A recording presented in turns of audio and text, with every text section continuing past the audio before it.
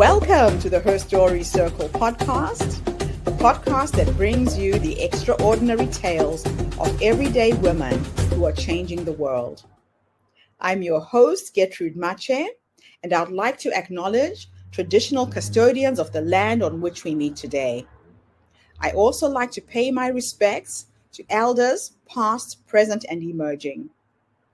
Every week, we dive into the lives, challenges, and triumphs of women from all four corners of the globe. We're here to inspire, enlighten, and connect, sharing stories that uplift and empower. So grab a cup of coffee, settle in, and join us as we explore the incredible journeys of women shaping our future. This is Her Story, where every woman's voice matters. Hello, everybody, and welcome back to the Her Story Circle. This is Gertrude Mache here in beautiful Melbourne, Australia. And today I am graced with the presence of yet another fascinating young woman. Welcome, welcome, welcome to our tribe. Please tell everybody your full name, where you're based, and share your story with us today.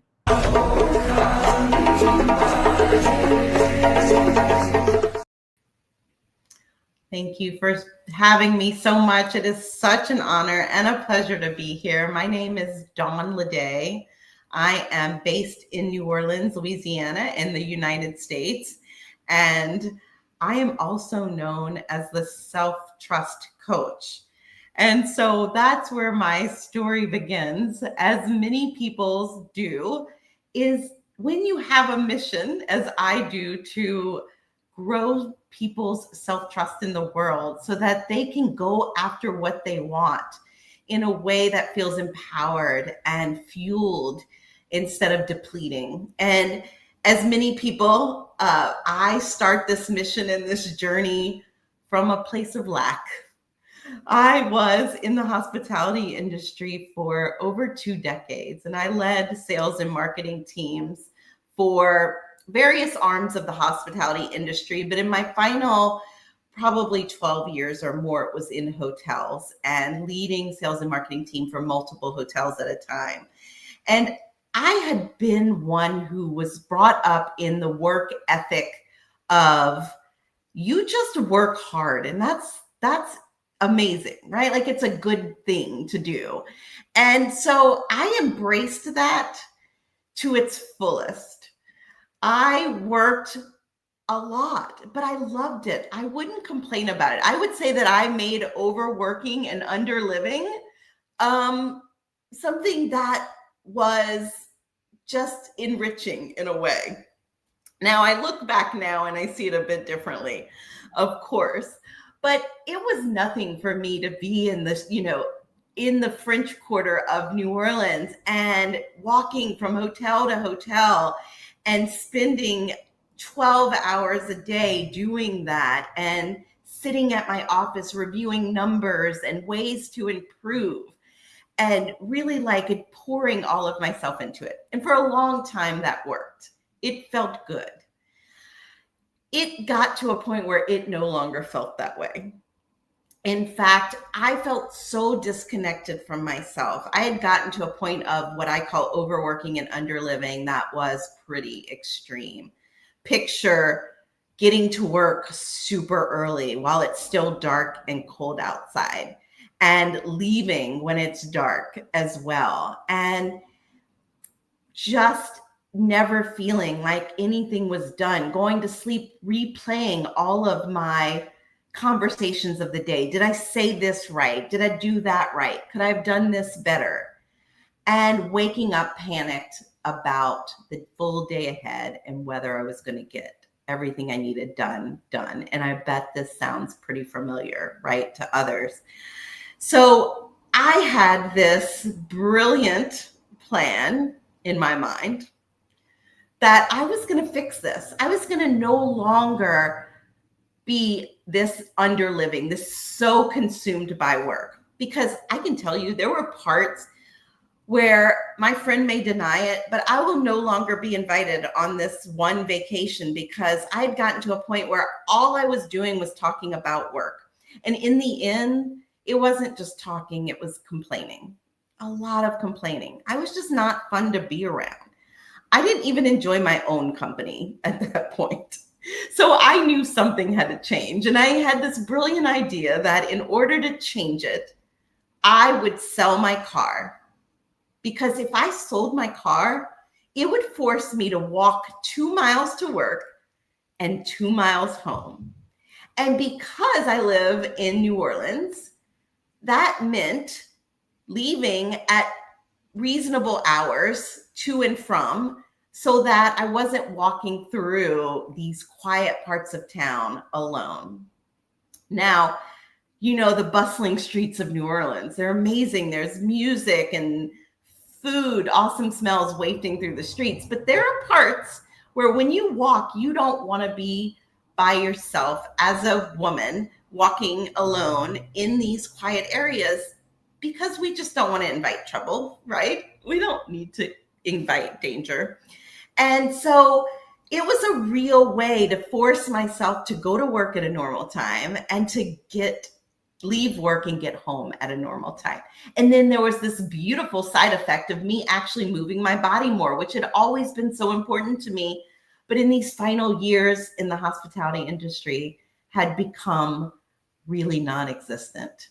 I was always chained to my desk. So few minutes to the work, stuck at my desk, a little bit of walking around, a lot of eating and drinking with clients and on my own, and then back home and even turning the computer back on at home. So this idea to force myself to walk to and from seemed so amazing. And on one of these walks where I am congratulating myself on being so smart, this question pops into my brain and I just can't ignore it. And it stops me in my tracks. And that question is, why are you having to force yourself to do this?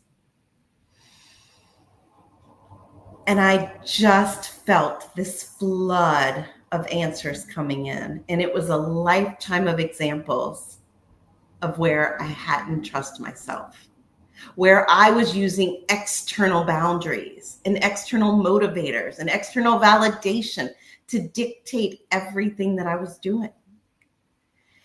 And that wake-up call was the impetus of knowing that I had to build self-trust in my life. It was time. It was sorely missing, and it wasn't okay anymore. I had turned work ethic, which is beautiful, and I still honor, that has been instilled in me, that was modeled for me growing up, but I had turned it into something that was no longer what it was meant to be. It was no longer something to be proud of. It was something that I was hiding in. And so in that realization, it was time to start paying attention. And the first thing that I noticed was that I was drowning out everything.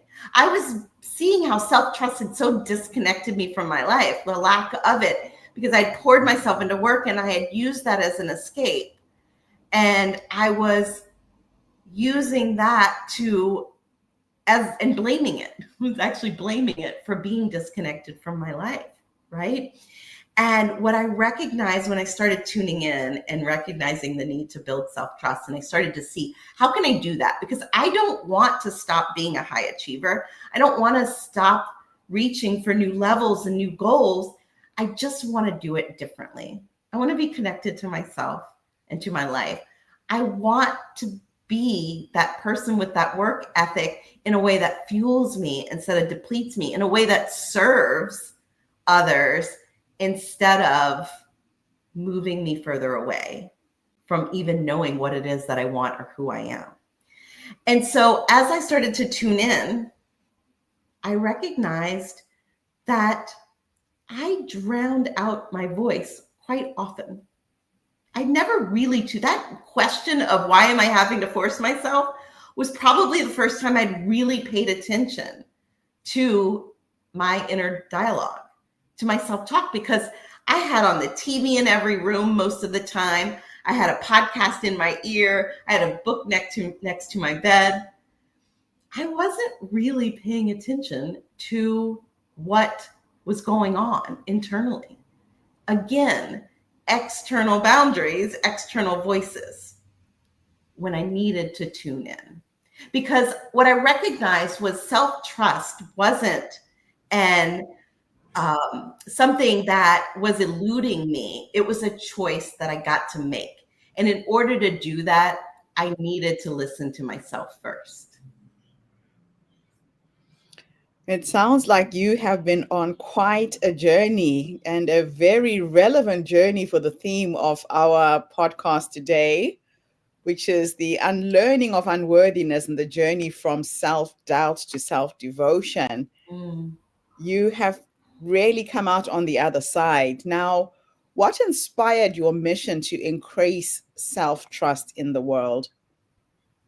Exactly that. It was recognizing that we can reach for, I wanted to reach for new levels and keep growing, but I could do it in a different way. And I started to see, so as soon as I started making that change in myself, I recognized that it really only takes, for me, it's easier to see it through the lens of achievement because that's who I embody as someone who likes to make a difference, who likes to serve, and who wants to continue to grow and elevate always. And so as I saw myself do that through the lens of self-trust versus the lens without it, because I had decades of evidence and experience of that. When I started looking at it with, I really started to see that it really only takes three things to accomplish anything. Mm. And if we fuel those three things with self-trust, everything changes. Mm-hmm. And so that became my mission, because as I became a coach, I had this great honor of coaching a lot. I joined as a contractor a coaching program where I literally coached hundreds of people a week. I coached 6,000 coaching sessions over 3 years. Oh, wow. So I spoke to people from all over the globe with all different types of experiences and businesses and work and stay-at-home moms and all the different things, all different walks of life. And in them all, I had really clear examples of the same thing that had happened in me, of not trusting myself. I could see it mirrored. And I could see actively how just making this little shift in how you make decisions fueled by self-trust, how you follow through fueled by self-trust, and how you have your own back on the other side works in every part of your life. Relationships, work, business, money, all of it, health. And so it did become a mission that I knew I had to get out there and help more people recognize the power of self-trust, so that you're not just looking at, there's strategies and tools and a million how-tos out there. You can YouTube anything. Yeah. But it only works if you have the ultimate strategy that makes all other strategies work. And that is what I've found is self-trust. Now, you describe self-trust as the strategy that makes all strategies work. What does that actually mean in practice?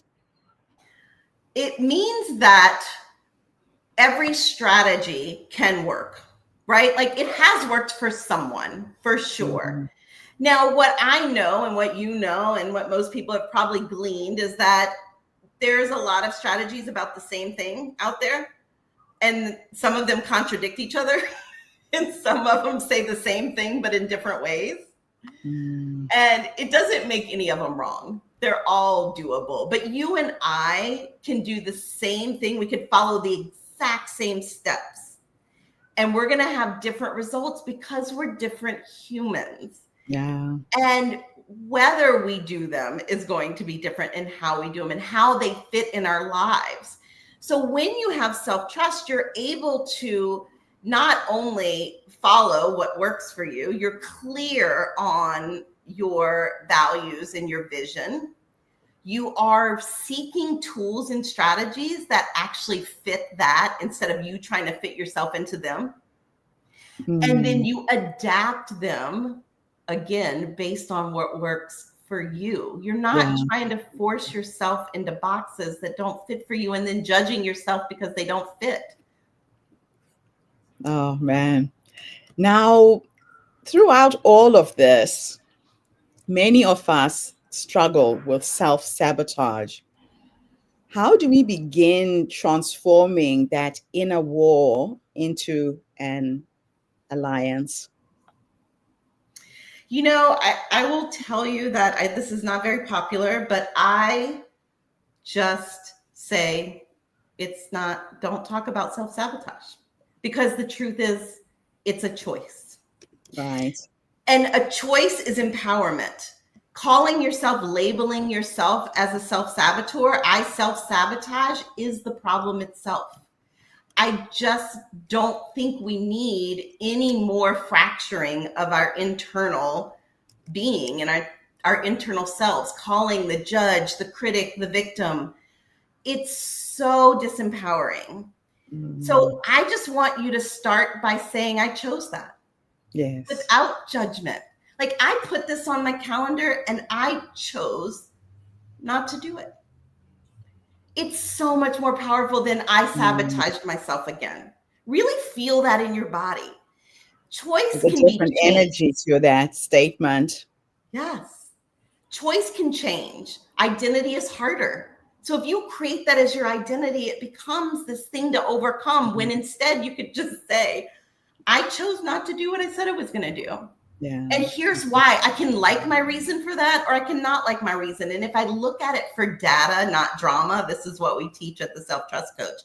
We're going to evaluate for data, not drama. I didn't do it because I didn't feel like it.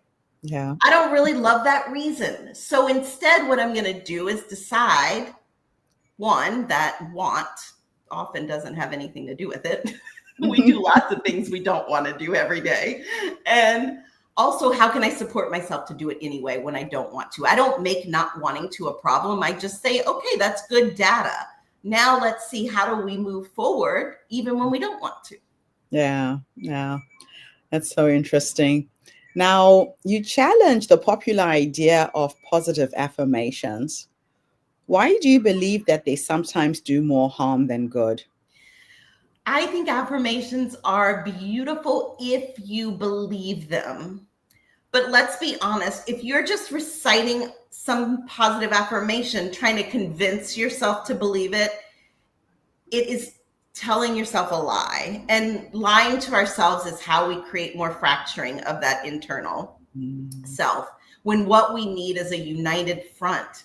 Like radical honesty with yourself without judgment is how we create this really just beautiful, honest, cohesive relationship that is prepared to confront any challenge, to confront any obstacle. And so that's a more powerful place to be than lying to ourselves.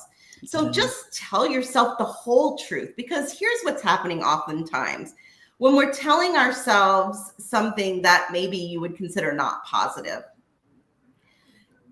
it's only one part of the truth. It's never the whole truth. But if we stop there, so for instance, if you say like, you should just quit, like it'll never work. If you hear that in your voice, inner voice tells you that. Okay, what else is true? Like that might be true. If I don't argue with it or try and ignore it or push it aside or cover it with something I don't believe, like a positive affirmation, I can actually find what else is true that feels just better. Like it could not work and it could. That's really nice.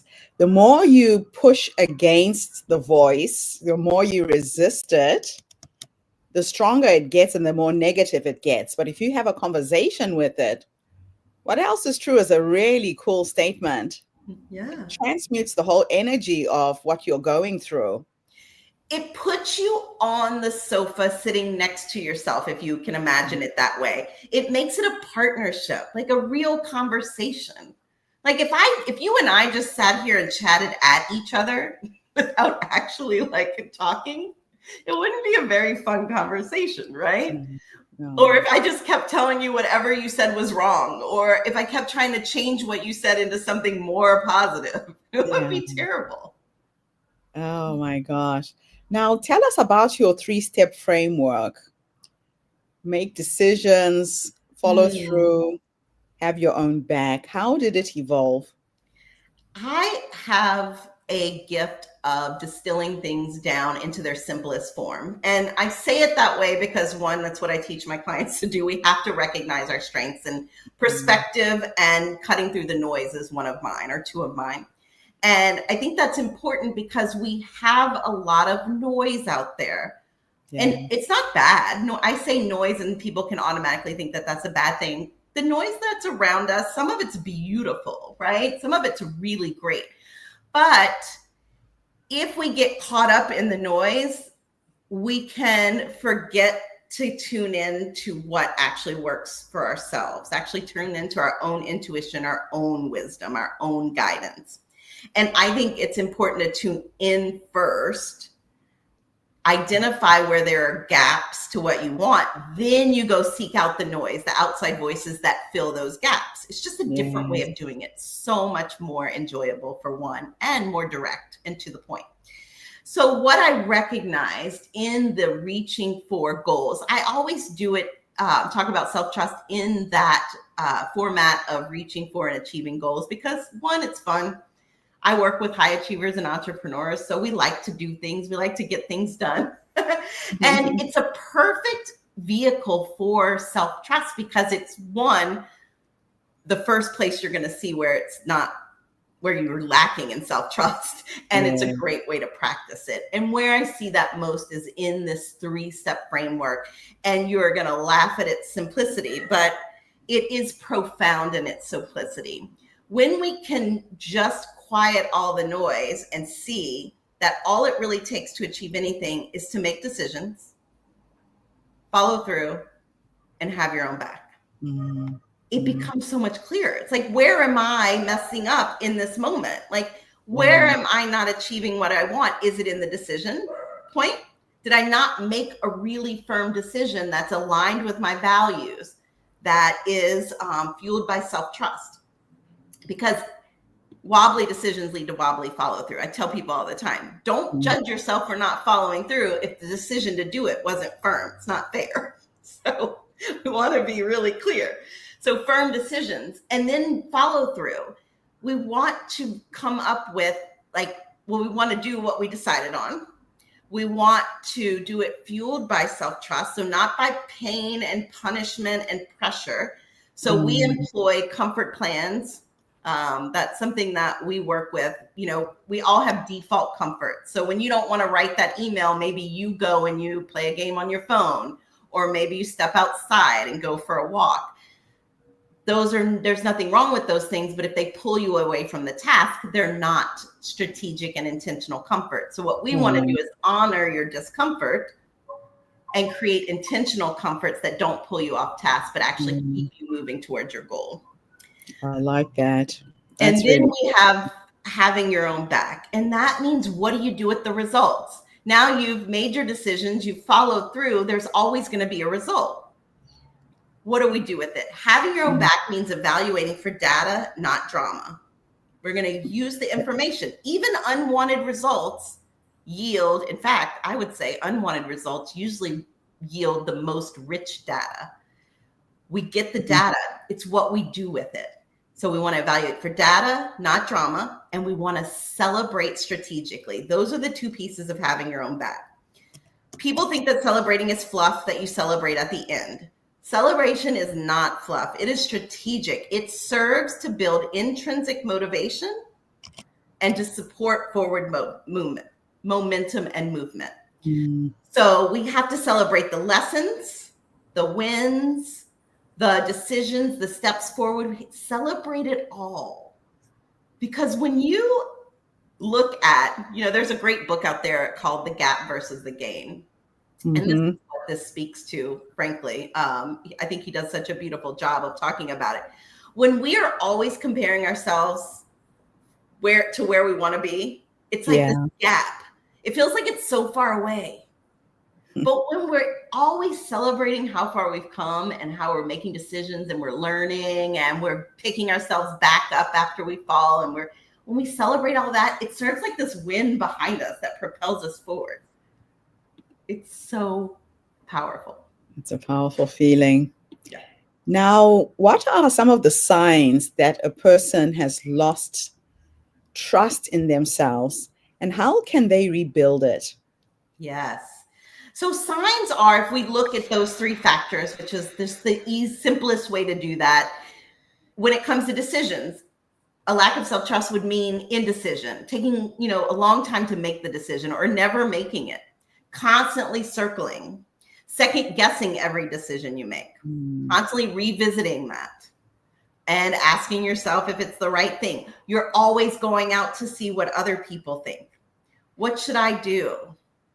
And look, getting other people's opinions is not a problem. It doesn't mean that you're automatically without self-trust, but you'll know the difference. When you are using their input to support yours, that's wonderful. When you're using it to keep you from doing what you think you should do, when you're hoping for feedback that is opposite of what you think you should do, that's showing a lack of self-trust and probably a little bit of fear. When it comes to follow through, it's that calendar, like you keep pushing it further down the calendar. That's showing a lack of self-trust, right? yeah. It's when you are replaying all those decisions and like you keep changing the calendar, you keep changing the way you're going to do it, you keep putting new things on, taking them off, telling yourself you're not ready yet, telling yourself that you don't feel like it. It's avoidance, hiding. Mm, Oh, making sure you put out fires all the time instead of actually moving forward on your goal. That's a sign. And then in the having your own back piece, it means that like you make every unwanted result mean that you should give up. You use every unwanted result as a reason to stop moving forward or to beat yourself up or to blame someone else. There's a lot of drama around the results that you create or don't create. yeah, Yeah. yeah. Wow. So, what role does self trust play in achieving professional success and emotional freedom? Yes. Oh gosh, that's such a great question because professional success, it is what fuels what you want to do. I mean, all the entrepreneurs and the leaders that I know what to do. But getting there and doing it is so painful when it's not fueled by self-trust because there's so much energy lost on second guessing and questioning and going back and forth and overworking and underliving and thinking that you have to do a million things instead of getting really clear on what it actually takes. Yeah. Emotional freedom is you really do feel you create this internal safety, this internal security of I don't know exactly how it's going to turn out, and yet I know I'm going to be okay. I'm going to figure it out. I'm going to learn from it, which is amazing, and I'm going to grow from it, which is amazing. I'm not going to beat myself up about it. I'm not going to use it as a weapon against me. I'm going to use it as fuel to propel me forward. Yeah, that fuel is needed. That fuel is definitely needed. And it's all about perspective and which angle you're looking at it from. It's all So, about relationship with yourself, and that's my goal. I would say, like, if there's an underlying, I love to use the work of going after and achieving goals because it's so clear, and we all are wired to want something, to want more, yeah, and that's great if we're supporting ourselves through it. But the underlying is we have to create this safe, honest relationship with ourselves, and truly that impacts your whole life. Everything. that's so true. Yeah. That is so true. So, my last two questions for you are a bit of a thought experiment. In the first one, I'm going to teleport you back to the younger you.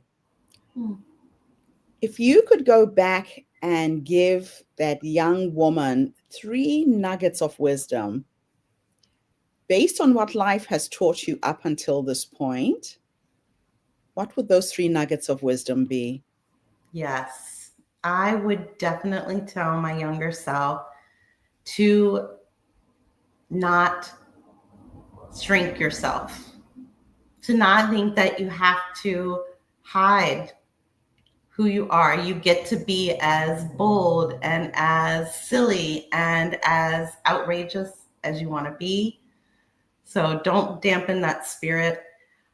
Don't lose that connection to your inner wisdom, because even as young people, even as a young girl myself, there was wisdom there that I could have followed. And finally, to just spread your wings. They're never going anywhere, and it's okay to keep falling. Just keep leaping, because every time you get back up stronger and wiser and more able to serve others who need to know the same. Fantastic. The next question is futuristic. If I could teleport you into the future to go and sit and have a conversation with a 90-year-old you, and she's sitting in her rocking chair, maybe she's on a dance floor. With science and technology, you'll probably be on your feet. But if I could teleport you into the future to meet this wise woman who has led you up until this point, what would you say to her when you finally meet her? I would say, thank you, right?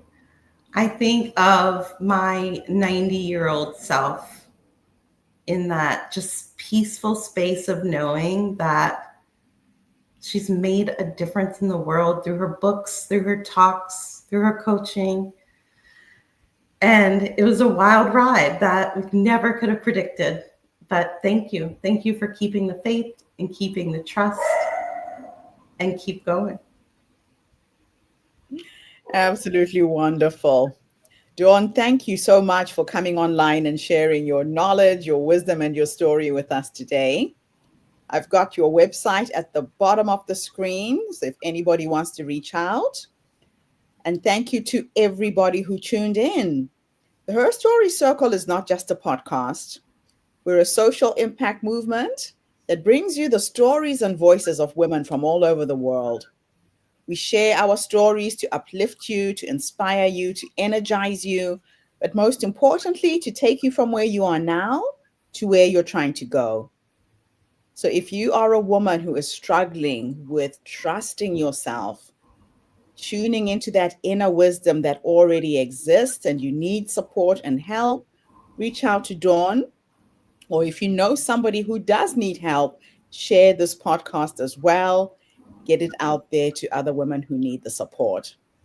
I'll be back again tomorrow, everybody, with yet another amazing guest. In the meantime, have a fantastic day, morning, or evening, wherever you are in the world. And Dawn, thanks again for the interview.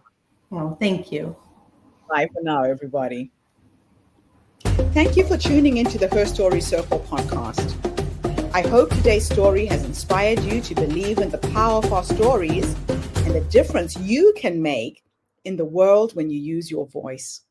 I'm Gertrude Mache, and it's been an honor to share this space with you, where voices from all walks of life come together to weave a rich tapestry of diverse perspectives. Don't forget to subscribe, rate, and review our podcast to help us share these stories with more listeners. Follow us on social media by looking for the Her Story Circle podcast for more updates. And join us tomorrow for another episode filled with courage, resilience, and empowerment. Remember, your story matters, and together we're building a stronger, more inclusive world. Until next time, keep making her story.